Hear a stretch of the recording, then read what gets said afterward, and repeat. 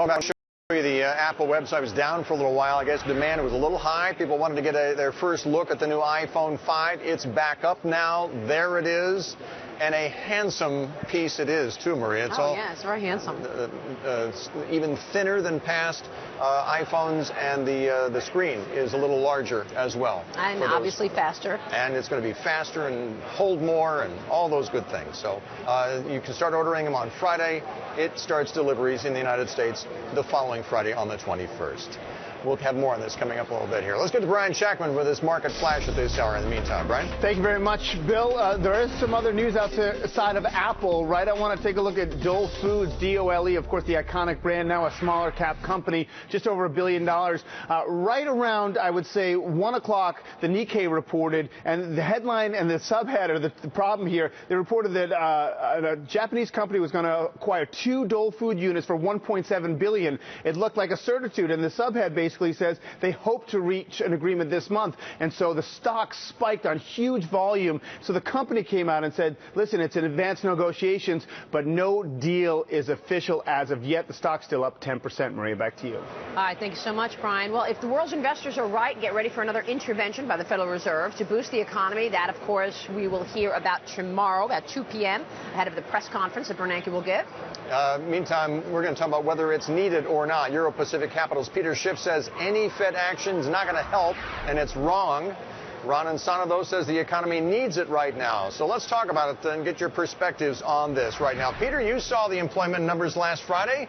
You don't think we need more Fed intervention? Well, I mean, we need more Fed intervention the way an alcoholic needs another drink. I mean, the reason the economy can't recover is because the Fed wouldn't allow it to have a real recession. We are suffering the consequences of QE1, QE2. In fact, the consequences of the QE that precipitated the housing bubble and the stock market bubble. We can't let the Federal Reserve use monetary policy and artificially low interest rates to blow these bubbles, and then when the bubbles blow up, not let the market repair the damage, but try to juice the economy with more QE. It's never going to recover if we keep doing this. Ron, what do you think? You think the stimulus will make a difference here? Well, I think it will help at the margin. And I think that the notion of not letting the Fed help and letting the market clear with what would have been a devastating recession or depression in 2008 and 2009 is historically wrong-headed. We found out what happened when policy mistakes were made in the 1930s. We found out what's happened in Japan in the 1990s. And there is really no historical basis on which to make these predictions that intervention and assistance from a policy perspective doesn't help the economy. There are 46.7 million people on food stamps who would argue quite differently right now. Ron, yes, there is. In fact, we're repeating the mistakes of Japan. We're repeating the mistakes of the 1930s. We are intervening. We're actually doing it in a worse way. And the Fed can't help. All they can do is make it worse. Now, can they delay the pain? But that's patently false. You're not backing that up with anything, Peter. No, I'm backing it up with facts. I haven't heard one yet. All the Fed can do, Ron, is delay the pain, but in doing it, it makes it worse. And how do you think I knew the crisis was coming? How do you think I was on CNBC in 2005 and 2006 warning about it? I understood what the Fed was doing. And when everybody else was calling for a recovery in 2009 and 2010, I said it wasn't real. I said we would be back in recession, and we will be. All right, so what's going to happen now, Peter? So you think with a recession let me just respond by saying if it's not real, it's the best fake 100% rally in stocks I've seen. And the economy's growing 2%, where it would have been down 9 or 10% annually. You have got to separate. About the economy and Ron. the markets. We've got to talk about two different things. Yeah, I'm not talking about the stock market. Yeah. The stock market is not the economy. In fact, QE is good for the stock market because it's inflation. When you create inflation and destroy the value of money and you wipe out liabilities, that's what's happening. That's why stocks are going up. But if you measure stocks in gold, they're not going up. They're going down if you look at them in real money. Well, first of all, gold isn't necessarily real money. There are all kinds of money. No, there's not. Yeah, there are.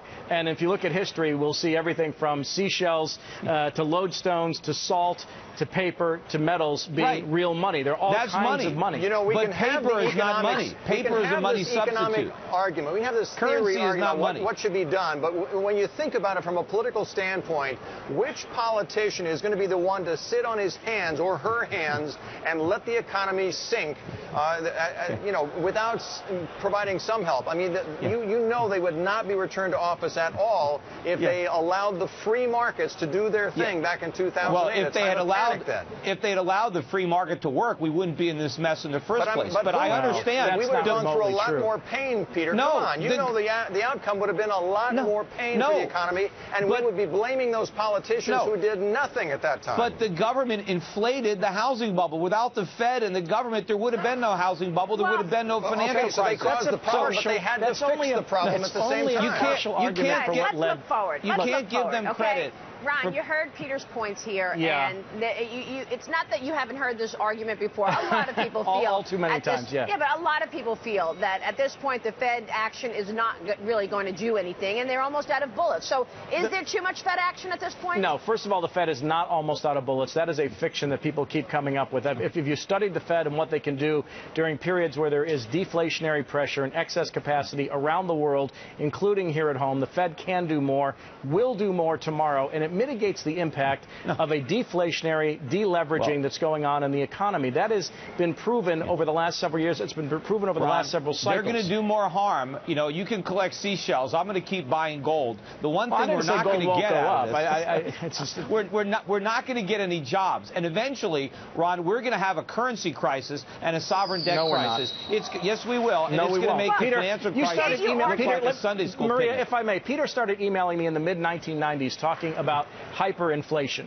We went through the 1990s without hyperinflation. The biggest threat was deflation. Some of us, like myself, were also talking about problems in housing in 2005, 2006, 2007. Pull the tapes, Peter. They're all there. Read my books. It's all in there. 2003, 2009. I don't remember you out there on CNBC what I was doing about calling about the financial crisis. I don't need you to remember. There's tape that would prove it. Thank it's you silly. so much. I can't wait to see who picks up the check at lunch.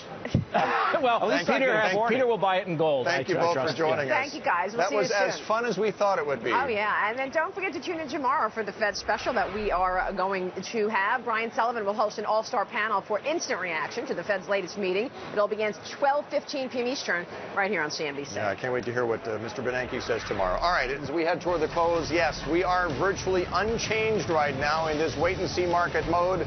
With about 40 minutes left, the Dow is unchanged.